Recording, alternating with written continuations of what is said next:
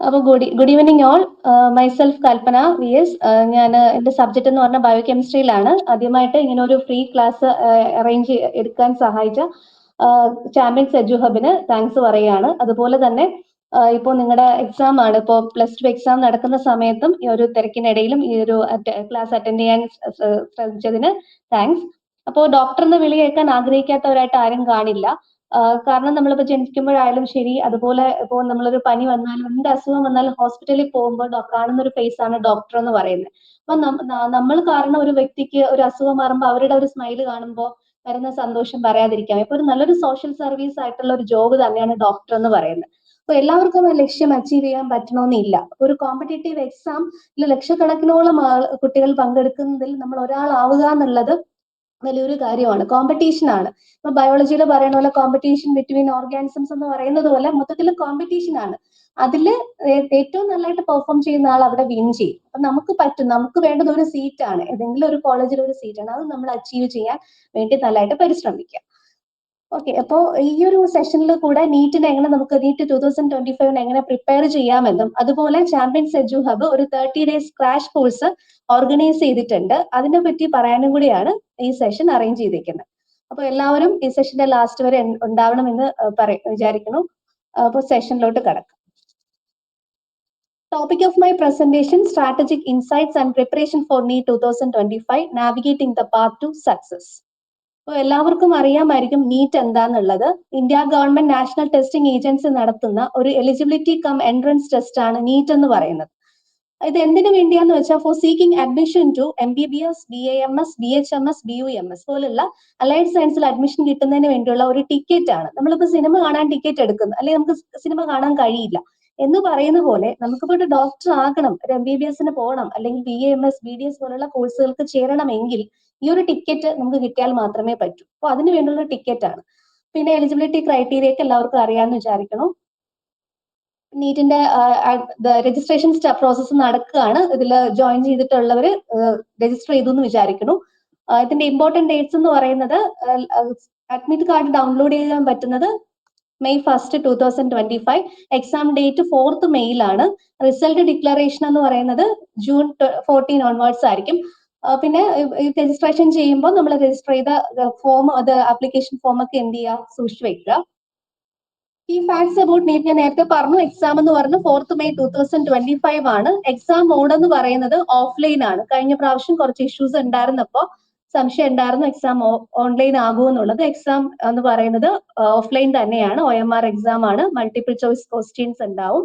ഓരോ സബ്ജക്റ്റിൽ നിന്നും physics, chemistry, botany, സുവോളജിയിൽ നിന്ന് 45 ക്വസ്റ്റ്യൻസ്, ഓരോ ക്വസ്റ്റ്യനും 4 മാർക്ക് വെച്ചിട്ട് ടോട്ടൽ 720 ആണ് നീറ്റിന്റെ എക്സാമിന്റെ മാർക്ക് വരുന്നത്. ഓരോ ശരിയായ ഉത്തരത്തിനും 4 മാർക്ക് വെച്ചിട്ടും നമുക്കൊരു നെഗറ്റീവ് വന്നു കഴിഞ്ഞാൽ -1 മാർക്ക് അവിടുന്ന് ഡിഡക്റ്റ് ആവുകയാണ്.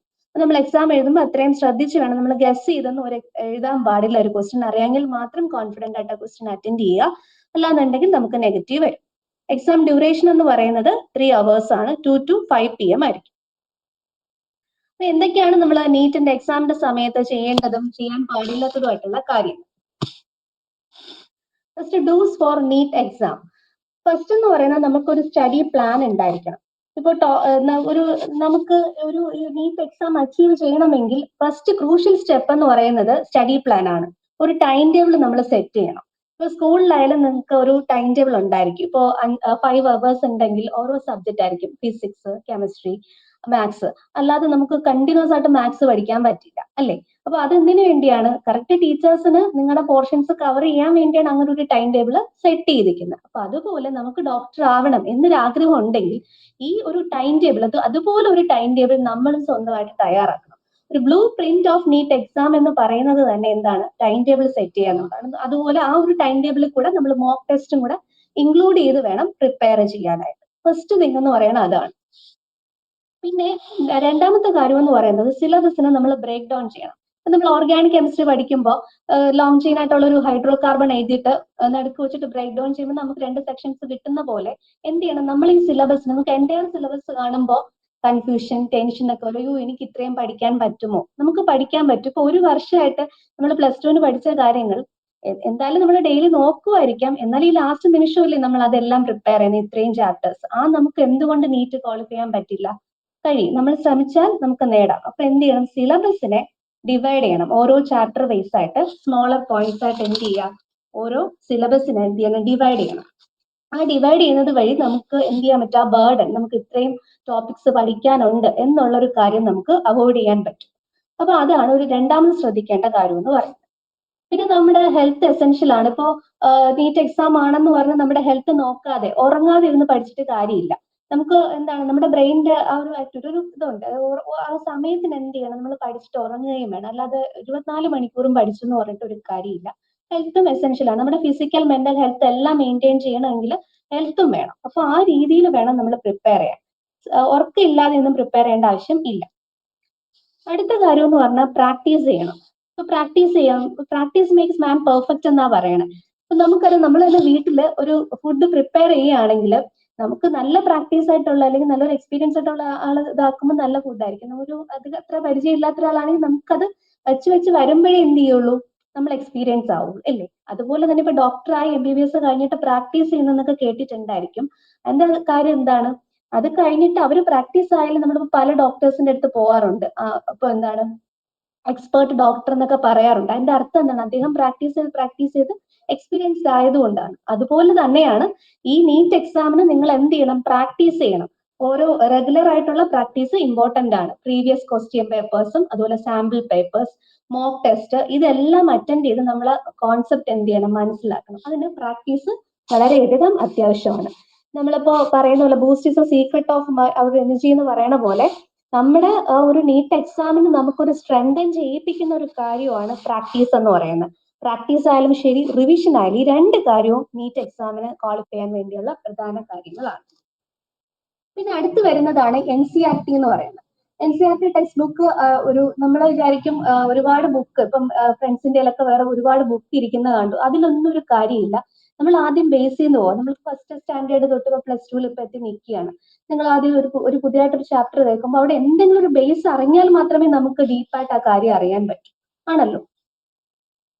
അപ്പോൾ എന്ത് ചെയ്യണം? ഇപ്പൊ നമ്മൾ അഡ്വാൻസ്ഡ് ലെവലിലൊന്നും എന്ത് ചെയ്യേണ്ട കാര്യമില്ല, ആ ടോപ്പിക്ക് ഇതാക്കേണ്ട കാര്യമില്ല. നമ്മൾ എന്ത് ചെയ്യുക? NCERT എടുക്കുക. NCERT ടെക്സ്റ്റ് ബുക്ക് എന്ന് പറയുന്ന ബൈബിൾ അല്ലെങ്കിൽ ഭഗവത്ഗീത, ഖുറാൻ എന്നൊക്കെ പറയുന്ന പോലെ നമ്മുടെ നീറ്റ് എക്സാമിന്റെ ബെസ്റ്റ് ഫ്രണ്ട് ആണ്. നിങ്ങൾക്ക് ഫ്രണ്ട്സ് കാണും, അതുപോലെ ബെസ്റ്റ് ഫ്രണ്ട് ആയിട്ട് നമുക്ക് കരുതാവുന്ന ആളാണ് NCERT എന്ന് പറയുന്നത്. ഒരു 70% ക്വസ്റ്റ്യൻസും ഈ ടെക്സ്റ്റ് ബുക്കിൽ നിന്ന് തന്നെയാണ്. നമുക്ക് ക്വസ്റ്റ്യൻ പേപ്പർ ഒക്കെ കാണുമ്പോൾ അയ്യോ ഇത് ഔട്ട് ഓഫ് സിലബസ് അങ്ങനെയൊക്കെ നമുക്ക് തോന്നും. ഇല്ല, പക്ഷെ ഓരോ സെന്റൻസും, ബയോളജിയുടെ കേസ് എടുത്ത് നോക്കുമ്പോൾ ഓരോ ലൈനും NCERT ടെക്സ്റ്റ് ബുക്കിൽ നിന്ന് തന്നെയാണ് റീസൺ ആയാലും അസേർഷൻ ക്വസ്റ്റ്യൻസ് ഒക്കെ വരുന്നത്. അപ്പോൾ NCERT എന്ന് പറയുന്നത് നമുക്ക് നീറ്റ് എക്സാം ക്വാളിഫൈ ചെയ്യാൻ മാക്സിമം ആ ടെക്സ്റ്റ് ബുക്ക് കംപ്ലീറ്റ് ആയിട്ട് വായിക്കാൻ ശ്രദ്ധിക്കേണ്ടതാണ്. അടുത്ത ടൈം മാനേജ്മെന്റ്. നേരത്തെ പറഞ്ഞതുപോലെ തന്നെ നമ്മൾ ടൈം ടേബിൾ സെറ്റ് ചെയ്തു. വെറുതെ ടൈം ടേബിൾ സെറ്റ് ചെയ്ത് വെച്ചിട്ട് കാര്യമില്ല. ഇപ്പൊ സ്കൂളിലായാലും ടൈം ടേബിൾ ഒക്കെ സെറ്റ് ചെയ്യുന്നു. കറക്റ്റ് സമയത്ത് ടീച്ചേഴ്സ് വന്നില്ല എന്നുണ്ടെങ്കിൽ പോർഷൻസ് തീരുമോ? അതുപോലെയാണ് ടൈം മാനേജ്മെന്റ് എന്ന് പറയുന്നത്. നമ്മളിപ്പോ ടോപ്പിക്സ് ഒക്കെ ഡിവൈഡ് ചെയ്തു, ടൈം ടേബിൾ ഒക്കെ എഴുതി വെച്ചു. രാവിലെ 5 മണിയായപ്പോ വിചാരിക്കുകയാണ്, എനിക്ക് എണീക്കാൻ വയ്യ എന്ന് വിചാരിച്ചാൽ നമുക്ക് കാര്യമുണ്ടോ? ഇല്ല. അപ്പോൾ എന്ത് ചെയ്യണം? ടൈം മാനേജ്മെന്റ് വളരെ വലിയൊരു കാര്യമാണ്. നമ്മളിപ്പം ഒരു റുട്ടീൻ ആയിട്ടുള്ള ഒരു ടൈം നമ്മൾ ഫിക്സ് ചെയ്തിട്ട് ആ സമയത്ത് തന്നെ എണീക്കുക, നമ്മൾ പഠിക്കേണ്ട കാര്യങ്ങൾ ചെയ്യുക. ഇപ്പൊ ഓക്കെ, അതുപോലെ എക്സാമിനായാലും ശരി ടൈം വളരെ ഇമ്പോർട്ടന്റ് ആണ്. വെറുതെ ഒരു 180 മീറ്റിംഗ് മാത്രമേ നമുക്കുള്ളൂ. അപ്പൊ ആ 180 മിനിറ്റിനുള്ളിൽ നമ്മൾ ടൈം കണ്ടെത്തി എക്സാംസിന്റെ ക്വസ്റ്റ്യൻസ് എല്ലാം അറ്റൻഡ് ചെയ്യാൻ ശ്രദ്ധിക്കണം. ഓക്കെ, ഒരിക്കലും സ്ട്രെസ് ആവേണ്ട കാര്യമില്ല. കാമായിട്ട് തന്നെ എക്സാമിനെ നേരിടുക. പിന്നെ ഓരോ സീരീസും അറ്റൻഡ് ചെയ്യുന്ന വഴി നമുക്ക് തന്നെ, ഓരോ സീരീസും മോക്ക് ടെസ്റ്റും അറ്റൻഡ് ചെയ്യുന്ന വഴി നമുക്ക് തന്നെ ഒരു സെൽഫ് ആയിട്ട് ഒരു ഇത് കിട്ടും. ഒരു വേറൊരാൾക്ക് ഇത്രയും മാർക്ക് കിട്ടി എനിക്കില്ലല്ലോ അങ്ങനെയുള്ള ഒരു കാര്യം ആലോചിക്കേണ്ട. നമുക്ക് നമ്മളിലൊരു കഴിവുണ്ട്, അതിൽ വിശ്വസിച്ചിട്ട് കോൺസെൻട്രേറ്റ് ചെയ്തിട്ട് കോൺഫിഡന്റ് ആയിട്ട് നമ്മൾ മുന്നോട്ട് പോകാം. ഓക്കെ, പിന്നെ വരുന്ന ഒരു കാര്യം ശ്രദ്ധിക്കേണ്ടെന്ന് പറഞ്ഞാൽ നേരത്തെ പറഞ്ഞ പോലെ തന്നെ റിവൈസ് ചെയ്യുക. നമ്മൾ പഠിച്ച കാര്യങ്ങൾ തന്നെ റിവൈസ് ചെയ്യുക. സിലബസിന്റെ കാര്യം നേരത്തെ പറഞ്ഞു. നമ്മൾ നല്ലപോലെ നീറ്റ് എക്സാം ഇതാക്കണമെങ്കിൽ ഓരോന്നിന്റെയും സിലബസ് വളരെ ഇമ്പോർട്ടന്റ് ആണ്.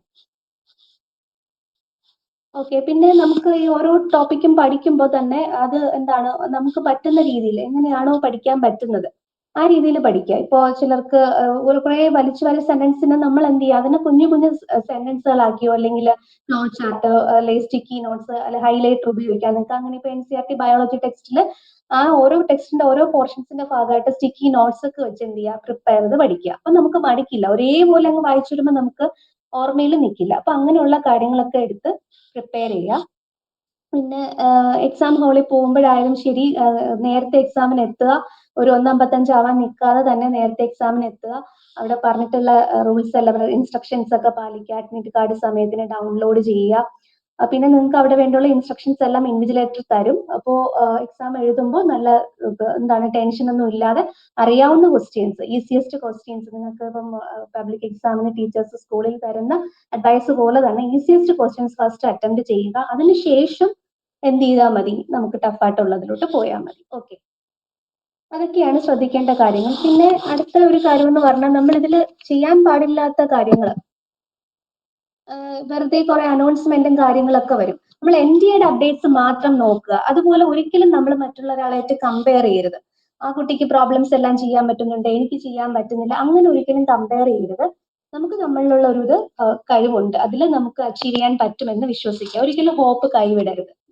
പിന്നെ എന്ത് ലാസ്റ്റ് മിനിറ്റ് വരുന്ന നാളെ നീറ്റ് എക്സാം ഇപ്പൊ ഒന്ന് പ്രിപ്പയർ ചെയ്യാൻ ലാസ്റ്റ് മിനിറ്റ് എന്തെങ്കിലും യൂട്യൂബിൽ കുറച്ച് വീഡിയോസ് കണ്ടെന്നും പറഞ്ഞ് നമുക്ക് എക്സാം കിട്ടണമെന്നില്ല. നല്ലതായിട്ട് എന്ത് ചെയ്യുക, ഹാർഡ് വർക്ക് ചെയ്യുക. അപ്പൊ ഇങ്ങനെയുള്ള കാര്യങ്ങളൊക്കെ ശ്രദ്ധിക്കുക. അതുപോലെ ഈ എക്സാമിന് പോകുമ്പോൾ ഡ്രസ് കോഡ് പ്രത്യേകിച്ചുണ്ട്, ബോയ്സിനായാലും ഗേൾസിനായാലും. ഇപ്പൊ നീറ്റ് എക്സാം അല്ലേ, സ്കൂളിൽ എന്ന് യൂണിഫോം ഒക്കെ ഇട്ടിട്ട് പോകുന്നില്ലേ, ഇപ്പോൾ എക്സാമിന് വലിയ ആഡംബരമായിട്ട് പോകാന്നൊക്കെ വിചാരിക്കും. അങ്ങനെയൊന്നും പാടില്ല. ഒരു സിമ്പിൾ ആയിട്ടുള്ള ഡ്രസ്സ് ഒക്കെ ഇട്ട് പോവുക. കാരണം അത് വളരെ ഇമ്പോർട്ടന്റ് ആണ്, കമ്പൽസറി ആണ് ഡ്രസ് കോഡ് എന്ന് പറയുന്നത്. അത് ശ്രദ്ധിക്കുക. എല്ലാവർക്കും ഓഡിബിൾ ആണല്ലോ അല്ലേ, കേൾക്കാൻ പറ്റുന്നുണ്ടോ? ഓക്കെ. അപ്പോ നേരത്തെ പറഞ്ഞ കാര്യങ്ങൾ തന്നെയാണ്. എന്തൊക്കെ ഐറ്റംസ് ആണെന്നുള്ള അഡ്മിറ്റ് കാർഡ് വേണം, ഫോട്ടോഗ്രാഫ്, പെൻ, അങ്ങനെയുള്ള കാര്യങ്ങൾ പ്രൊഹിബിറ്റഡ് കാര്യങ്ങളാണ്. എക്സാം ഹാളിൽ പാടില്ലാത്ത കാര്യങ്ങളാണ് ഇവിടെ കാണിച്ചിരിക്കുന്നത്. So these are the essential things for NEET preparation 2025. ഞാൻ കൺക്ലൂഡ് ചെയ്തിരിക്കുന്നതാണ്. നമ്മൾ syllabus understanding the syllabus, reliable study materials, practice with mock test and past papers, focus on high yield topics. അതായത് നമുക്ക് ഇപ്പൊ 20 ചാപ്റ്റേഴ്സ് ഉണ്ടെങ്കിൽ അതിൽ തന്നെ ഹൈ ആയിട്ട് നിൽക്കുന്ന ചാപ്റ്റേഴ്സ് ഉണ്ടായിരിക്കും, അതിൽ ഇമ്പോർട്ടന്റ് എടുക്കുക.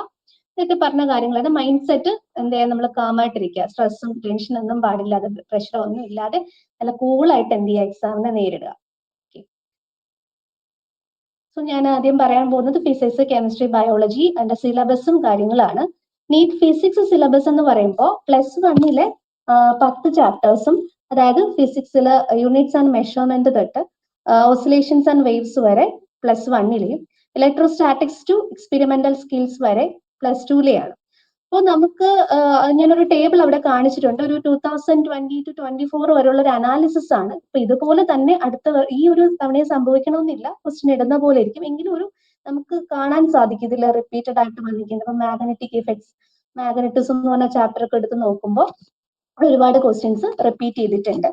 അപ്പോൾ അതിന് നമ്മൾ ഞാൻ ഒരു സ്ലൈഡ് കൂടെ അടുത്ത് കാണിക്കുന്നുണ്ട്, ഓരോ ചാപ്റ്റർ വൈസ് വെയിറ്റേജ്, അതിന് ഇമ്പോർട്ടൻസ് കൊടുത്ത് പഠിക്കേണ്ടി വരും. ഞാൻ നേരത്തെ പറഞ്ഞു NCERT ബൈബിൾ ഓഫ് എന്താണ് നീറ്റ് എക്സാം ആണ്, അല്ലെങ്കിൽ ബെസ്റ്റ് ഫ്രണ്ട്, ക്ലോസ് ഫ്രണ്ട് ആന്നൊക്കെ പറഞ്ഞു. റീസൺ എന്ന് പറഞ്ഞാൽ ഇത് തന്നെയാണ്. അതാണ് ഞാൻ ഈ സ്ലൈഡിൽ കാണിച്ചിരിക്കുന്നത്. പ്രീവിയസ് ക്വസ്റ്റ്യൻ പേപ്പർ നമുക്ക് ഇപ്പോൾ NCERTയിൽ ഡിറ്റർമൈൻ ദി ഫോഴ്സ് ഓഫ് എന്ന് പറഞ്ഞിട്ട് ഒരു നമ്പർ വെച്ചിട്ട് ഒരു ക്വസ്റ്റ്യൻ ഉണ്ടായിരിക്കും. അതേ കാര്യം തന്നെ ഒരു സിനോണിം മാറ്റിയിട്ട് കാൽക്കുലേറ്റ് എന്നായിരിക്കും നീറ്റ് എക്സാമിന്. കാര്യങ്ങളെല്ലാം സെയിം തന്നെ ആയിരിക്കും. ഇപ്പോൾ NCERTയിലെ ടെക്സ്റ്റ് ബുക്കിൽ ട്രെയിൻ എന്ന് പറഞ്ഞിട്ടുണ്ടെങ്കിൽ നീറ്റ് എക്സാം വരുമ്പോൾ അത് കാറാവും. പക്ഷെ ആൻസർ എല്ലാം കറക്റ്റ് ആയിരിക്കും. അപ്പൊ നമ്മൾ എപ്പോഴും ഫിസിക്സിലായാലും കെമിസ്ട്രിയിലായാലും പ്രോബ്ലം സോൾവ് ചെയ്യാൻ പഠിക്കുക. ഇക്വേഷൻസ് വെറുതെ പഠിച്ചിട്ട് കാര്യമില്ല. നമ്മൾ ഇക്വേഷൻസ് പഠിക്കണം, അത് എവിടെ അപ്ലൈ ചെയ്യണം എന്നുള്ളതാണ് ഇമ്പോർട്ടന്റ്. അപ്പൊ ഒരു ക്വസ്റ്റ്യൻ പഠിക്കുമ്പോൾ അത് ഹാർഡായിട്ട് തോന്നുകയാണെങ്കിൽ ആ ഒരു ക്വസ്റ്റ്യന് തന്നെ പല നമ്പേഴ്സ് ഇട്ടിട്ട് നമ്മൾ ട്രൈ ചെയ്യുക. അപ്പൊ നമുക്ക് എന്ത് ചെയ്യാൻ പറ്റും, ആ ഒരു ഫിസിക്സ് എന്നുള്ള ഒരു ടോപ്പിക്, ആ ഒരു സബ്ജക്റ്റ് ആയിട്ടുള്ള ഒരു ഇത് മാറിക്കിട്ട് നമുക്ക് അതിൽ എക്സ്പേർട്ട് ആവാൻ സാധിക്കും. ഓക്കെ, ഇതൊരു കുറച്ച് എക്സാമ്പിൾ കാണിച്ചെന്നേ ഉള്ളൂ. NCERT ക്ലോസ് ഫ്രണ്ട് എന്ന് പറയാനുള്ള റീസൺ കാണിക്കാൻ വേണ്ടിയാണ് ഇത് ഇട്ടത്. പിന്നെ നമുക്ക് പഠിക്കാനുള്ള ഒരു ടിപ്സ് എന്ന് പറഞ്ഞാൽ എപ്പോഴും നമുക്ക് ചില കാര്യങ്ങളൊക്കെ മറന്നു, അതെല്ലാം നമ്മൾ എന്ത് ചെയ്യുക, ഒരു മെമ്മറി ട്രിക്സ് പോലെ പഠിക്കുക, നിമോണിക്സ് പോലെ. ഇപ്പൊ തന്നെ ഇതിൽ ഹീറ്റ് ട്രാൻസ്ഫറിന്റെ ഒരു ഫിഗർ കാണിച്ചിട്ടുണ്ട്. കൺവെക്ഷൻ എന്ന് പറയുമ്പോൾ heat is carried along with a substance. ഇപ്പൊ അത് അനിമേഷൻ ഇതിലില്ല. ഒരു സബ്സ്റ്റൻസ് വഴിയാണ് അങ്ങോട്ട് എന്ത് ചെയ്യുക, എലോങ് വിത്ത് എ സബ്സ്റ്റൻസ്. ആ ഫിഗറിൽ നിങ്ങൾക്ക് കാണാൻ സാധിക്കുന്നുണ്ട്, അത് കൺവെക്ഷൻ. അതേസമയം കണ്ടക്ഷൻ എന്ന് പറഞ്ഞാൽ ത്രൂ ഓരോ ഓരോ സബ്സ്റ്റൻസ് വഴി വഴി മറ്റേ ലോങ് വിത്ത് ആ പടത്തിൽ നിന്ന് തന്നെ നിങ്ങൾക്ക് മനസ്സിലാവും. അതേസമയം റേഡിയേഷൻ എന്ന് പറഞ്ഞാൽ ജസ്റ്റ് അങ്ങ് എടുത്ത് ആ ബുക്ക് എറിഞ്ഞു കൊടുക്കുകയാണ്. മനസ്സിലായോ? നമുക്ക് റേഡിയേഷൻ എന്ന് പറഞ്ഞാൽ നമുക്ക് ഒരു സബ്സ്റ്റൻസിൽ നിന്ന് നമുക്ക് കിട്ടുന്നതാണ് ആ റേഡിയേഷൻ എന്ന് പറഞ്ഞാൽ. അതാണ് 3 പ്രോസസ്സ്. പിന്നെ സ്കെയിലാർ വെക്റ്റർ, നമ്മൾ കാർ സ്റ്റേഷനറി ആയിട്ട് ഇട്ടിക്കുന്നത് വെറുതെ വെച്ചു. സ്പീഡ് അപ്പ് അതിനകത്ത് ആപ്പിൾ ഉണ്ട്, അതിനകത്ത് നമ്മൾ ഒരു കുറച്ച് വെള്ളം ഒഴിക്കണം, വോളിയം ക്ലോക്ക് വെൽ ഉണ്ടെന്ന് വെച്ചു, സ്കെയിലാർ ക്വാണ്ടിറ്റി ആണ്. അതേസമയം വെക്റ്റർ ക്വാണ്ടിറ്റി വരുമ്പോൾ കാർ അനങ്ങി എന്ന് വിചാരിക്കുക, വെലോസിറ്റി, പിന്നെ ആ ഒരു ക്ലോക്കിൽ തന്നെ കുറച്ച് വെയിറ്റ് എടുത്ത് വെച്ചു, നമ്മൾ ആപ്പിളിനെ എടുത്ത് വെച്ചു കഴിക്കാൻ വേണ്ടി. അപ്പൊ അതെന്താണ്? വെയിറ്റ് ഒരു വെക്റ്റർ, വെക്റ്റർ ക്വാണ്ടിറ്റി. അപ്പൊ ഇങ്ങനെ കുറച്ച് നമുക്ക് പറ്റുന്ന രീതിയിൽ നമ്മൾ തന്നെ സ്വയം ഓരോ ടോപ്പിക് വായിക്കുമ്പോൾ ട്രിക്ക് ഇതാക്കുക. അതുപോലെ ഇതിൽ തന്നെ നിങ്ങൾക്ക് first law, second law of Newton's law ഇതിൽ നിന്ന് തന്നെ മനസ്സിലാവും എന്താണെന്നുള്ളത്. അപ്പൊ ഇങ്ങനത്തെ ഉള്ള നിമോണിക്സ് യൂസ് ചെയ്യുന്നത് വഴി നിങ്ങൾക്ക് എക്സാമിനോടുള്ള ഒരു, അതായത് ഓരോ സബ്ജക്ട് എന്ന് പറയുമ്പോൾ എനിക്ക് പറ്റില്ല, ഫിസിക്സ് പാടാണ്, കുറെ കാര്യങ്ങളൊക്കെ നമുക്ക് എന്ത് ചെയ്യാൻ പറ്റും, നിമോണിക്സ് വഴി നമുക്ക് എളുപ്പമായിട്ട് ഐഡന്റിഫൈ ചെയ്യാൻ പറ്റും.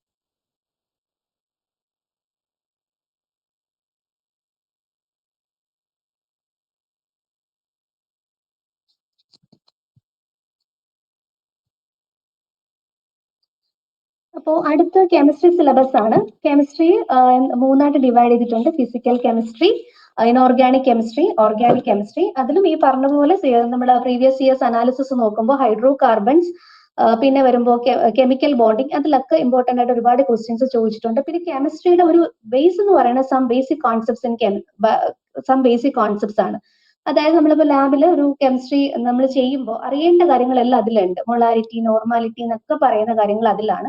അതുപോലെ ഇപ്പൊ പീരിയോഡിക് ടേബിളിന്റെ കോൺസെപ്റ്റ് എടുക്കുമ്പോൾ നമ്മൾ ചെറിയ ക്ലാസ്സിൽ എസ് ബ്ലോക്ക്, പി ബ്ലോക്ക് അതുവരെ എത്തി നിൽക്കും. നമ്മൾ ഡിയിലും എഫിലും അധികം പഠിക്കാറേ ഇല്ല. അപ്പൊ എല്ലാം എന്ത് ചെയ്യണം, നമ്മൾ സ്കിപ്പ് ചെയ്യാതെ periodic table full by heart ചെയ്യണം, നല്ലതായിരിക്കും. ഒരു ഇപ്പൊ സ്റ്റേറ്റ്മെന്റ് ക്വസ്റ്റ്യൻ വരുമ്പോൾ ഓരോന്നിന്റെ അറ്റോമിക് നമ്പർ തന്നിട്ട് ഇത് ഏത് ബ്ലോക്കിലായി, ഈ യുറേനിയം വരുന്നത് എഫ് ബ്ലോക്കിലാണ്, സ്കാൻഡിയം വരുന്നത് ഡി ബ്ലോക്കിലാണ്. അപ്പൊ ഇങ്ങനെ തന്നത് ശരിയാണോ, ഇത് രണ്ടും ശരിയാണോ, അങ്ങനത്തെ ക്വസ്റ്റ്യൻ വരുമ്പോൾ നമുക്ക് പീരിയോഡിക് ടേബിളിൽ യുറേനിയം എവിടെയാണ്, സ്കാൻഡിയം എവിടെയാണെന്ന് അറിഞ്ഞാൽ മാത്രമേ സാധിക്കുകയുള്ളൂ. അപ്പൊ എന്ത് ചെയ്യണം, പീരിയോഡിക് ടേബിളും അതും നമ്മളൊരു ഇൻട്രസ്റ്റിംഗ് ആയിട്ട്, അയ്യോ എനിക്ക് എലമെന്റ്സ് എല്ലാം അറ്റോമിക് നമ്പറിനും പഠിക്കാൻ പറ്റും, വളരെ എളുപ്പമാണ്. 1, 2, 3, 4 അങ്ങനെ ഒരു ഓർഡറിൽ തന്നെയാണ് ആ നമ്പർ പോകുന്നത്. പീരിയോഡിക് ടേബിൾ നോക്കിയാൽ നമുക്ക് മനസ്സിലാവും. ഓക്കെ, അപ്പൊ ആ രീതിയിൽ ഇൻട്രസ്റ്റോട് കൂടി തന്നെ പഠിക്കുക. അതിൽ ഓർഗാനിക് കെമിസ്ട്രി എന്നൊരു കോൺസെപ്റ്റ് എടുത്താലും വളരെ ഇൻട്രസ്റ്റിംഗ് ആണ്. നമ്മൾ വരയ്ക്കുന്ന റിയാക്ഷൻസ് ഇല്ലേ, നമുക്ക് ആ ഒരു പഠിച്ചു തുടങ്ങുമ്പോൾ തന്നെ നെയിം റിയാക്ഷൻസ് ഒരുപാടുണ്ട്. വുഡ്സ് റിയാക്ഷൻ എന്നും, ഹോഫ്മാൻ ഡീഗ്രഡേഷൻ റിയാക്ഷൻ, മാർക്കോണി പോസ്റ്റുലാൻഡി, അങ്ങനെ ഒരുപാട് സയന്റിസ്റ്റുകളുടെ പേര് വരുന്നുണ്ട്. നമ്മളൊരു ഡിക്ഷണറി പോലെ എയിൽ എത്ര റിയാക്ഷൻസ് ഉണ്ട്, അതേസമയം ഡബ്ല്യു എത്തുമ്പോൾ വുഡ്സ് റിയാക്ഷൻ, അങ്ങനെ ഓരോ റിയാക്ഷൻസ് ഒരു ഡിക്ഷണറി പോലെ നമുക്ക് കീപ്പ് ചെയ്യുകയാണെങ്കിൽ ഓർഗാനിക് കെമിസ്ട്രി നമ്മൾ വെറുക്കുകയില്ല, നമുക്ക് ഇൻട്രസ്റ്റിംഗോടുകൂടി തന്നെ പഠിക്കാൻ പറ്റും. ഓക്കെ, അപ്പൊ പിന്നെ ബാക്കി ചാപ്റ്റേഴ്സിനും ഒരുപാട് ഇമ്പോർട്ടൻസ് ഉണ്ട്. കോർഡിനേഷൻ കോമ്പൗണ്ട്സ് എന്ന് പറയുമ്പോൾ കെമിസ്ട്രിയുടെ ഒരു ഇമ്പോർട്ടന്റ് ഭാഗമാണ്. മെഡിക്കൽ ഫീൽഡിലൊക്കെ കോർഡിനേഷൻ കോമ്പൗണ്ട്സിന്റെ ആപ്ലിക്കേഷൻസ് ഉണ്ട്. അതുകൊണ്ട് ആ ഏരിയയും അത്രയും ശ്രദ്ധിക്കേണ്ടതാണ്. ഇതും നേരത്തെ പറഞ്ഞ പോലെ തന്നെ NCERT-യിൽ നിന്ന് വന്ന ഒരു ക്വസ്റ്റ്യൻ ആണ് കാണിച്ചിരിക്കുന്നത്. പിന്നെ കുറച്ച് നിമോണിക്സ് ആണ്. നമ്മൾ ഫ്ലോ ചാർട്ട് ഉപയോഗിക്കും. ഇപ്പൊ ഇവിടെ ആൽക്കീൻസിന്റെ പ്രിപ്പറേഷൻസ് ഉണ്ട്. ആൽക്കീൻസിന്റെ പ്രിപ്പറേഷൻ എന്ന് പറഞ്ഞാൽ നമ്മൾ ജസ്റ്റ് ഓരോ ലൈൻ ബൈ എഴുതാതെ എന്ത് ചെയ്യുക, അതിനൊരു നടുക്കാക്കിയിട്ട് ഓരോ കൈകൾ അവന് കൊടുക്കുക, എന്നിട്ട് ഓരോ റിയേജൻസും കാര്യവും പഠിച്ചാൽ നമുക്ക് ഇൻട്രസ്റ്റിംഗ് ആയിട്ട് അതിന്റെ റിയാക്ഷൻസ് പഠിക്കാൻ എളുപ്പമായിരിക്കും. പിന്നെ ഇവിടെ കണ്ടു റിയാക്ടിവിറ്റി സീരീസിന് നമുക്ക് പലതരത്തിലുള്ള കോഡൊക്കെ സെറ്റ് ചെയ്ത് എന്ത് ചെയ്യുക, ആ രീതിയിൽ പഠിച്ചാൽ വളരെ ഇമ്പോർട്ടന്റ് ആണ്. ഇലക്ട്രോ കെമിസ്ട്രിയിൽ നമുക്ക് ആ ഒരു റിയാക്ടിവിറ്റി അറിയാൻ മതി. ഇപ്പൊ ടിന്നിൽ ലെഡ് ഇട്ട് വെച്ചിരിക്കുന്നത് പഠിച്ചാൽ മതി. ടിന്ന് ലെഡ് നമുക്ക് കിട്ടാൻ എളുപ്പമാണ്. ലാസ്റ്റത്തെ തന്നെ കോപ്പർ, സിൽവർ, ഗോൾഡ് എന്ന് പറയുമ്പോൾ ചെമ്പിൽ അത്രത്തോളം ഇതില്ല. പിന്നെ സിൽവർ, ചെമ്പ്, വെള്ളി, സ്വർണ്ണം എന്നാണ് പോണത്. സ്വർണം റിയാക്ടിവിറ്റി കൂടി നിൽക്കില്ല, കുറഞ്ഞു നിൽക്കും. അല്ലെങ്കിൽ നമുക്ക് ഈ സ്വർണ്ണം ഒന്നും ഇട്ടിട്ട് നടക്കാൻ പറ്റില്ല. അങ്ങനെ ആദ്യമേ മൈൻഡിൽ കൊണ്ടുവന്നാൽ ഗോൾഡ് എപ്പോഴും ലാസ്റ്റേ പോവുള്ളൂ. പിന്നെ അവന്റെ മുകളിൽ നമ്മൾ ഗോൾഡ് കഴിഞ്ഞാൽ അടുത്ത് വെള്ളിയാ പറയണത്, പിന്നെ നമുക്ക് ചെമ്പ്. അപ്പൊ അങ്ങനെയൊക്കെ ഉള്ള ഒരു മൈൻഡിൽ നമുക്ക് പറ്റുന്ന രീതിയിൽ ഇതാക്കി റിയാക്ടിവിറ്റി സീരീസ് ഒക്കെ പഠിച്ചെടുക്കുക. പിന്നെ വെറുതെ ഇട്ടെന്നേ ഉള്ളൂ ആൽക്കീൻ, ആൽക്കൈൻ, ആനി, എനി, ഐനൈൻ അങ്ങനെയൊക്കെ പഠിക്കുക. അതൊക്കെ നമുക്ക് ഫോർമുലയും കാര്യങ്ങളൊക്കെ കൺഫ്യൂസ് ആവുന്ന ഏരിയയാണ്. പിന്നെ ഓക്സിഡേഷൻ റിഡക്ഷൻ റിയാക്ഷൻ പല കോഡുകളുണ്ട്. ലോൺ എന്ന് പറയാം, ഡോൺ പാനിക് എന്ന് പറയും. പോസിറ്റീവ് ആനയെ കണ്ടുമ്പോൾ ഓടും. ആനയൊക്കെ നമ്മൾ കണ്ട എന്ത് ചെയ്യും, ചിരിച്ചോണ്ട് നിൽക്കില്ല. ആനയെ കണ്ട നമ്മൾ പേടിച്ചോടും. അപ്പൊ ആനോടിൽ നടക്കുന്ന റിയാക്ഷൻ എന്താണ്, ഓക്സിഡേഷൻ ആണ്. അതേസമയം പൂച്ച എന്ന് പറയുമ്പോൾ പാവമാണ്, കാതോട്. വീട്ടിലൊക്കെ എന്തെങ്കിലും ഉണ്ടെങ്കിൽ ചിലപ്പോൾ ഒക്കെ റെഡ്യൂസ് ചെയ്യും. ഇപ്പം എന്താ എലിയൊക്കെ ഉണ്ടെങ്കിൽ അത് പിടിച്ച് അതിനെയൊക്കെ റെഡ്യൂസ് ചെയ്യും. അപ്പം കാതോടിൽ റിഡക്ഷൻ ആണ് നടക്കുന്നത്. അപ്പൊ നമ്മൾ പഠിക്കുമ്പോൾ തന്നെ ഇങ്ങനെയുള്ള കാര്യങ്ങളൊക്കെ വെച്ച് പഠിച്ചാൽ നമുക്ക് ഒരു സബ്ജക്റ്റും നമുക്ക് ബുദ്ധിമുട്ടായി തോന്നില്ല. വെറുതെ ഒന്ന് സോഡിയം ക്ലോറൈഡിന്റെ ഒരു ഇത് കാണിച്ചതേ ഉള്ളൂ. സോഡിയം പാവം ഒരു ഇലക്ട്രോൺ എന്ത് ചെയ്യാണ്, ക്ലോറിന് വിട്ട് കൊടുക്കുകയാണ്. അങ്ങനെ അവർ തമ്മിൽ ഒരു അയോണിക് ബോണ്ട് ഫോം ചെയ്യുന്ന കാര്യമൊക്കെയാണ് കൊടുത്തേക്കുന്നത്. ഓക്കെ, ബയോളജി സിലബസിലോട്ട് വരാണ്. ബയോളജി സിലബസും ഇതുപോലെ തന്നെ ബോട്ടണി, സുവോളജി ആയിട്ട് ഡിവൈഡ് ചെയ്തിട്ടുണ്ട്. അപ്പോൾ അതിലും ഈ പറഞ്ഞ പോലെ വളരെ ഇമ്പോർട്ടന്റ് എന്ന് പറയുന്നത് ഹ്യൂമൻ ഫിസിയോളജി, അനിമൽ കിങ്ഡം, അതൊക്കെ വളരെ ബയോടെക്നോളജി. മോസ്റ്റ് ക്വസ്റ്റ്യൻസ് വന്നിരിക്കുന്നത് മോളിക്കുലാർ ബേസിസ് ഓഫ് ഇൻഹെറിറ്റൻസ് എന്ന് പറയുന്നത് നമ്മൾ നിൽക്കുന്ന തന്നെ ജീൻ എന്നുള്ള ഒരു കോൺസെപ്റ്റ് ഉള്ളത് കൊണ്ടാണ്. അപ്പോൾ ആ ഒരു ചാപ്റ്ററിന് വളരെ ഇമ്പോർട്ടൻസ് കൊടുത്ത് പഠിക്കുക. പിന്നെ ബയോടെക്നോളജി ഇന്ന് ലീഡിംഗ് ആയിട്ട് നിൽക്കുന്ന ഒരു ബ്രാഞ്ചാണ്, അതും നല്ലപോലെ വായിക്കുക. ഇതും ഈ പറഞ്ഞ പോലെ നമുക്ക് കുറെ ക്വസ്റ്റ്യൻസ് കാണുമ്പോൾ ഔട്ട് ഓഫ് സിലബസ് എന്ന് തോന്നാം. കണ്ടോ, സെന്റൻസ് ഹൈലൈറ്റ് ചെയ്തിട്ടുണ്ട്. അതിൽ നിന്ന് തന്നെയാണ് നീറ്റ് എക്സാമിന് സ്റ്റേറ്റ്മെന്റ് ക്വസ്റ്റ്യൻ വന്നിരിക്കുന്നത്. അപ്പൊ സെന്റൻസ് നമുക്ക് ഇങ്ങനത്തെ ഒരു ഹൈലൈറ്റർ ഒക്കെ വെച്ച് നിങ്ങൾ തന്നെ ഓരോ കുഞ്ഞു കുഞ്ഞു ഷോർട്ടാക്കി അതിൽ നിന്ന് നോട്ട്സ് പ്രിപ്പയർ ചെയ്യുകയാണെങ്കിൽ ഈസി ആയിട്ട് ക്വസ്റ്റ്യൻസ് അറ്റംപ്റ്റ് ചെയ്യാൻ പറ്റും. ഇതാണ് നേരത്തെ പറഞ്ഞ അപ്രോക്സിമേറ്റ് വെയിറ്റേജ്. ഫിസിക്സിനെ സംബന്ധിച്ചിടത്തോളം ഏറ്റവും കൂടുതൽ മെക്കാനിക്സ്, മാഗ്നറ്റിക്സിൽ നിന്നാണ്. കെമിസ്ട്രിയിൽ കൂടുതലും വന്നിരിക്കുന്നത് ഫിസിക്കൽ കെമിസ്ട്രി, അതുപോലെ ഓർഗാനിക് കെമിസ്ട്രി ആണ്. ബയോളജിയിൽ 55 to 60% സുവോളജിയിൽ നിന്ന്, ഹ്യൂമൻ ഫിസിയോളജിയിൽ നിന്നും, അതുപോലെ ഞാൻ നേരത്തെ പറഞ്ഞു ജെനറ്റിക്സ്, എവല്യൂഷൻ, അതിൽ നിന്നൊക്കെയാണ് ക്വസ്റ്റ്യൻ വന്നിരിക്കുന്നത്. അപ്പൊ ബയോളജിയിൽ ഈ പറഞ്ഞ പോലെ തന്നെ ബയോമോളിക്യൂൾസ്, നമ്മളിപ്പോ നമ്മുടെ ജീവൻ നിലനിർത്തുന്ന ഫുഡിലെ ഓരോ ഐറ്റംസിലും ബയോമോളിക്യൂൾസ് ഉണ്ട്. For example carbohydrate, fat, protein. നമുക്ക് പ്രോട്ടീൻ ഒക്കെ വേണം. അതിൽ നമ്മുടെ ജനറ്റിക് മെറ്റീരിയൽ ആയിട്ടുള്ള DNA. അപ്പൊ ഇതെല്ലാം പഠിക്കണമെങ്കിൽ എന്ത് ചെയ്യുക, ഒരു ഫ്ലോ ചാർട്ട് ക്രിയേറ്റ് ചെയ്യുക. അല്ലാതെ വെറുതെ നമ്മൾ ഓരോ സെന്റൻസ് ബൈ പഠിക്കുന്നേക്കാളും, അതുപോലെ ഡൈജഷൻ ആൻഡ് അബ്സോർപ്ഷൻ പഠിച്ചു, മൗത്ത് ടു ഇൻഡസ്റ്റൈൻ, ഇതുപോലെ ഒരു ഫ്ലോ ചാർട്ട് ക്രിയേറ്റ് ചെയ്യുക. അപ്പൊ നമുക്ക് അതും ഈസി ആവും. ബയോളജി സംബന്ധിച്ചിടത്തോളം ടെക്സ്റ്റ് ബുക്കിലെ പേജ് നമ്പർ ഒഴിച്ച് ബാക്കി എല്ലാം ഇമ്പോർട്ടന്റ് ആണ്. ഈച്ച് ആൻഡ് എവറി സെന്റൻസും നമുക്ക് ഇമ്പോർട്ടന്റ് ആണ്. പിന്നെ നമുക്ക് ടെക്സ്റ്റ് ബുക്കിൽ തന്നെ ഓരോ സയന്റിസ്റ്റിന്റെ ഫിഗേഴ്സ് ഉണ്ട്. ഫോർ എക്സാമ്പിൾ +2-ലാണെന്ന് തോന്നുന്നു പാഞ്ചാനൻ മഹേശ്വരി എന്ന് പറഞ്ഞ എംബ്രിയോളജിസ്റ്റിന്റെ ഒരു ഫോട്ടോ ഇട്ടിട്ടുണ്ട് ഒരു പേജിൽ. അപ്പൊ നമ്മൾ വിചാരിക്കും പഠിക്കണ്ടെന്ന് വെച്ചാൽ, പക്ഷെ എന്താണ് അദ്ദേഹത്തെ പറ്റി ചിലപ്പോൾ ചോദിക്കാം. ആ ഒരു പേജും നമ്മൾ സ്കിപ്പ് ചെയ്യാൻ പാടില്ല. മോസ്റ്റ് ഇമ്പോർട്ടന്റ് കാര്യം എന്ന് പറഞ്ഞാൽ ബയോളജിയിലെ ഫിഗേഴ്സ് ആണ്. ഏത് ഫിഗർ വേണമെങ്കിലും തന്നിട്ട് ചോദിക്കാം. ഓക്കെ, അപ്പൊ അത് ഇപ്പൊ ഡൈജഷന്റെ കേസിൽ ഇപ്പൊ നമ്മൾ സ്റ്റൊമക്കില് ചീഫ് സെൽസ് ആണ് HCl സെക്രേറ്റ് ചെയ്യുന്നതെന്ന് പഠിക്കുന്നുണ്ട്. അപ്പോൾ ചീഫ് മിനിസ്റ്റർ പെപ്സിൻ ആണ് അവിടുത്തെ എൻസൈം. ചീഫ് മിനിസ്റ്റർ പെപ്സി കുടിച്ചു. പിന്നെ ഒരു പരേറ്റൽ സെൽസ് ഉണ്ട്. അപ്പൊ അങ്ങനെയൊക്കെ ഉള്ള ഒരു ട്രിക്ക് ഉപയോഗിച്ച് പഠിക്കുകയാണെങ്കിൽ, പിന്നെ ഗ്ലൂക്കോസും ഫ്രക്ടോസും മോണോസെക്രൈഡ് ആണ്. അതിന്റെ ഗേൾ ഫ്രണ്ട് ആയിട്ട് എടുക്കുക, ഗേൾ ഫ്രണ്ട്. അപ്പൊ അവരുടെ ഒരു ഇതാണ് സൂക്രോസ് എന്ന് പറയുന്നത്. അവർ രണ്ടും കൂടെ ഗ്ലൂക്കോസും ഫ്രക്ടോസും കൂടെ ചേരുമ്പോൾ സൂക്രോസ് ഉണ്ടാകുന്നത്. അപ്പൊ അങ്ങനെയൊക്കെ ഉള്ള നമ്മളാൽ കഴിയുന്ന ട്രിക്ക് ഉപയോഗിച്ച് പഠിച്ചാൽ എത്രത്തോളം ഈസി ആവും നോക്കിയാൽ നമുക്ക് ഒരു ഫിസിയോളജി ഒന്നും വേറെ ടോപ്പിക്കായിട്ട് തോന്നുകയില്ല. ഓക്കെ, അപ്പൊ അതിൽ ഇപ്പം ഡൈജഷൻ ആയാലും അതുപോലെ റെസ്പിറേഷൻ ആയാലും സർക്കുലേഷൻ ആയാലും ഓരോ ടോപ്പിക്കും വളരെ ഇമ്പോർട്ടന്റ് ആണ്. നേരത്തെ പറഞ്ഞ കാര്യം തന്നെയാണ് ഗ്രൂപ്പ് ഡിസ്കഷൻ, അതുപോലെ ഫ്ലാഷ് കാർഡ് ഉപയോഗിക്കുക, പിന്നെ ആക്റ്റീവായിട്ട് ലേൺ ചെയ്യുക, മോക്ക് ടെസ്റ്റ് ചെയ്യുക, എൻഡിയുടെ അപ്ഡേറ്റ്സ് ഒക്കെ നോക്കുക. മെന്റർഷിപ്പ്, നല്ലൊരു മെന്ററിനോട് നമുക്ക് എന്ത് ഡൗട്ട്സ് ഉണ്ടെങ്കിലും ക്ലിയർ ചെയ്യാനുള്ള ആ രീതിയിൽ പോവുക. Don't forget revision. റിവിഷൻ ഞാൻ നേരത്തെ പ്രാക്ടീസ് പറഞ്ഞപ്പോൾ പറഞ്ഞു, നമ്മൾ ഒരിക്കലും റിവൈസ് ചെയ്യാതിരുന്നാൽ നമുക്ക് പറ്റില്ല. നമ്മൾ ഒരു ദിവസം പഠിച്ചു, എനിക്കെല്ലാം അറിയാം എന്ന് പറഞ്ഞിട്ട് ഇരുന്നിട്ട് കാര്യമില്ല. പിറ്റേ ദിവസം നമ്മൾ റിപ്പീറ്റഡ് ആയിട്ട് എക്സാം ആ ഒരു ടോപ്പിക്കിനെ പറ്റി റിപ്പീറ്റഡ് ആയിട്ട് വായിച്ചാൽ മാത്രമേ നമുക്ക് എന്ത് ചെയ്യാൻ പറ്റൂ, അതിൽ എല്ലാ കാര്യവും അറിയാൻ പറ്റൂ. അല്ലാതെ നമ്മൾ വെറുതെ മടക്കി വെച്ചിട്ട് കാര്യമില്ല. So don't forget revision. Time management നേരത്തെ പറഞ്ഞു. ടൈമിൽ നാളെ എന്തെന്നുള്ള കാര്യം ഓർത്ത് നമ്മൾ ഇങ്ങനെ ടെൻഷൻ അടിക്കരുത്. നമ്മൾ എന്ത് ചെയ്യാം, ദിവസം നമുക്ക് പറ്റുന്നത് പോലെ നമ്മൾ എന്ത് ചെയ്യാം, നല്ലതായിട്ട് ഹാർഡ് വർക്ക് ചെയ്യാം. ഒരു ടൈം ടേബിൾ സ്റ്റുഡൻസിന് ക്രിയേറ്റ് ചെയ്യുന്ന വഴിയുള്ള ഇമ്പോർട്ടൻസ് ആണ് നമുക്കൊരു സെൽഫ് കൺട്രോൾ ഇംപ്രൂവ് ചെയ്യാൻ പറ്റും, പ്രോഗ്രസ് മോണിറ്റർ ചെയ്യാൻ പറ്റും. നമുക്ക് എവിടെയാണ് പറ്റാത്തത്, എവിടെയാണ് പോരായ്മയുള്ളത്, അങ്ങനെയുള്ള കാര്യം മനസ്സിലാക്കാൻ പറ്റും. എഫിഷ്യൻസി കൂട്ടാൻ പറ്റും. അവര് നിങ്ങൾക്കറിയാം, ഓരോരുത്തരും സക്സസ് സ്റ്റോറി എടുത്ത് നോക്കിയാലും പറയാം, അവരൊന്നും ഇപ്പൊ നമ്മൾ ഒരു നീറ്റിന് റിപ്പീറ്റ് ചെയ്യാം, അതിലൊന്നും കാര്യമില്ല. നമുക്ക് ഒരു മാസം ഉണ്ട്, അതിൽ നമുക്ക് ഒരു സീറ്റ് കിട്ടാൻ നമ്മൾ നല്ലതായിട്ട് ഹാർഡ് വർക്ക് ചെയ്താൽ മതി. ഓരോരുത്തരും സ്റ്റോറി എടുത്താൽ അവർ ഇതുപോലെ ഒരു ടൈം ടേബിൾ സെറ്റ് ചെയ്ത് തന്നെയാണ്, ഒരു ജസ്റ്റ് ആയിട്ട് ഒരു ടൈം ടേബിൾ കാണിച്ചാണ്. സോ ഹാർഡ് വർക്കും അതെന്താണ് സ്മാർട്ടായിട്ട് ചെയ്യുന്ന ഒരാൾക്ക് ഉറപ്പായിട്ടും ഡോക്ടർ എന്നൊരു വിളി കേൾക്കാൻ പറ്റും എന്ന് ഞാൻ പറയാണ്, കോൺഫിഡന്റ് ആയിട്ട് പറയാണ്. നമ്മൾ ഇങ്ങനെ ഒരു റൂട്ടീനായിട്ട് നമ്മൾ ആ ടോപ്പിക്സ് ഒക്കെ കവർ ചെയ്യുകയാണെങ്കിൽ നമുക്ക് എത്താൻ പറ്റും. സോ ഇനി ചാമ്പ്യൻസ് എഡ്യൂ ഹബിലോട്ട് വരികയാണ്. ചാമ്പ്യൻസ് എഡ്യൂ ഹബ് എന്ന് പറഞ്ഞ ലീഡിംഗ് എഡ്യൂക്കേഷണൽ ഇൻസ്റ്റിറ്റ്യൂഷൻ ആണ്. നല്ല ഇവിടെ ഓഫർ ചെയ്യുന്ന കോഴ്സസ് ഓൺലൈൻ ഇൻഡിവിജ്വൽ ട്യൂഷൻ ഉണ്ട്, offline home tuition, UPSC foundation, NEET JEE exam, പിന്നെ കൗൺസിലിംഗ് സർവീസ് ഉണ്ട്, English grammar, spoken English, IELTS booster, soft skills and communication, ഇങ്ങനെ ഒരുപാട് കോഴ്സസ് ഓഫർ ചെയ്യുന്നുണ്ട്.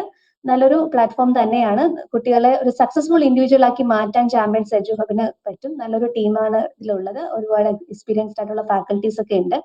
അപ്പോൾ സ്റ്റുഡൻസ് ഇതിൽ ജോയിൻ ചെയ്യുകയാണെങ്കിൽ അത്രത്തോളം അവർക്ക് സപ്പോർട്ട് കിട്ടുകയും ആ ഒരു ഡ്രീം അച്ചീവ് ചെയ്യാൻ സാധിക്കുകയും ചെയ്യും. So NEET 2025 crash course Champions Edu Hub conduct ചെയ്യുന്നത് 30 ദിവസത്തെ ഒരു പ്രോഗ്രാം ആണ്. എക്സ്പേർട്ട് ഫാക്കൽറ്റീസ് ആണ്.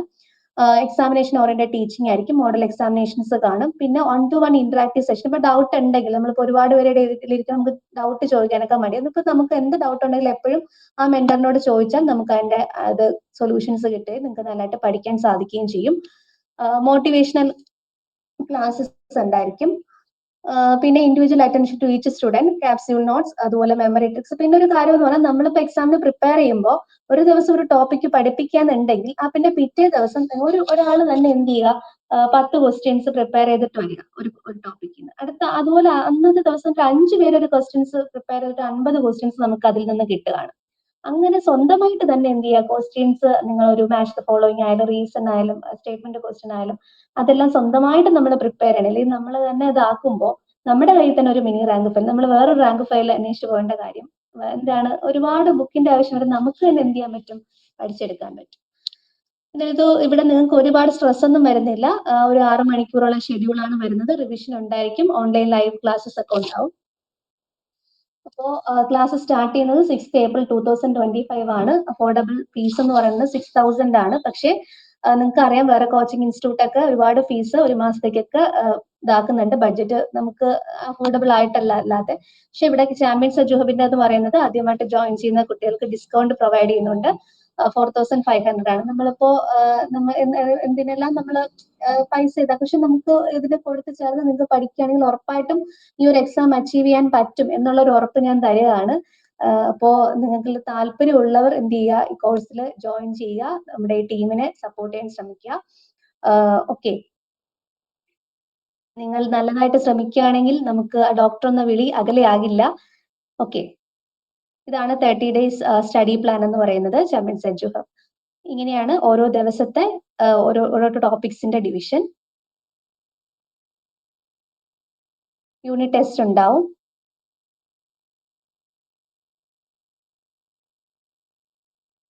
So I conclude my session. With consistent effort, a well-organized study plan, and regular practice, you can effectively prepare for NEET 2025. Good luck. അതുപോലെ ഇപ്പൊ നിങ്ങൾ +2 എക്സാമിനോട്ട് എഴുതാൻ പോകുന്നവരായിരിക്കും. എന്തായാലും നിങ്ങൾക്ക് നന്നായിട്ട് എക്സാം എഴുതാൻ പറ്റട്ടെ എന്നും എക്സാം ഈസി ആവട്ടെ എന്നും ഞാനും അതുപോലെ എഡ്യു ഹബിന്റെ ചാമ്പ്യൻസ് എഡ്യു ഹബിന്റെ ഇതിലും നിങ്ങൾക്ക് ബെസ്റ്റ് വിഷസ് പറയുകയാണ്. അപ്പോൾ എല്ലാ സ്റ്റുഡൻസിനും ഇതിൽ അറ്റൻഡ് ചെയ്ത എല്ലാ സ്റ്റുഡൻസിനും ബെസ്റ്റ് വിഷസ്. നമുക്ക് എന്ത് ചെയ്യാൻ പറ്റും, നമ്മൾ ശ്രമിച്ചാൽ നമ്മുടെ സക്സസ് എന്ന് പറയുന്നത്, നമുക്ക് നീറ്റില് സക്സസ് നേടാൻ പറ്റും. ഹാർഡ് വർക്ക് വേണം. അതുപോലെ തന്നെ നമ്മൾ മുന്നോട്ട് ചിന്തിക്കണം. നമ്മുടെ ഡെസ്റ്റിനേഷനിലുള്ള നമുക്ക് ഓരോ തടസ്സങ്ങൾ അതിനിടയിൽ ഉണ്ടാവും, അതെല്ലാം മറികടന്ന് നമ്മുടെ ഡെസ്റ്റിനേഷനിൽ എത്താൻ നമുക്ക് കഴിയും എന്നുള്ള ഒരു വിശ്വാസത്തോടു കൂടി മുന്നോട്ട് പോവുക. ചാമ്പ്യൻസ് എഡ്യു ഹബിന്റെ ഇൻസ്റ്റാഗ്രാമും ടെലഗ്രാമിന്റെ ലിങ്ക് ആണ്. അതിൽ താല്പര്യം എന്ത് ചെയ്യുക, എല്ലാവരും ജോയിൻ ചെയ്യാൻ ശ്രമിക്കുക. അതുപോലെ യൂട്യൂബ് ചാനൽ സബ്സ്ക്രൈബ് ചെയ്യുക. ഒന്നുകൂടെ ഇങ്ങനെ ഒരു സെഷൻ കണ്ടക്ട് ചെയ്യാൻ അവസരം തന്ന ചാമ്പ്യൻസ് എഡ്യു ഹബിനും നിങ്ങൾക്കും അറ്റൻഡ് ചെയ്ത എല്ലാവർക്കും താങ്ക്സ് പറയുകയാണ്. Thank you. എന്തെങ്കിലും ഡൗട്ട്സ് ഉണ്ടെങ്കിൽ ചോദിക്കാം.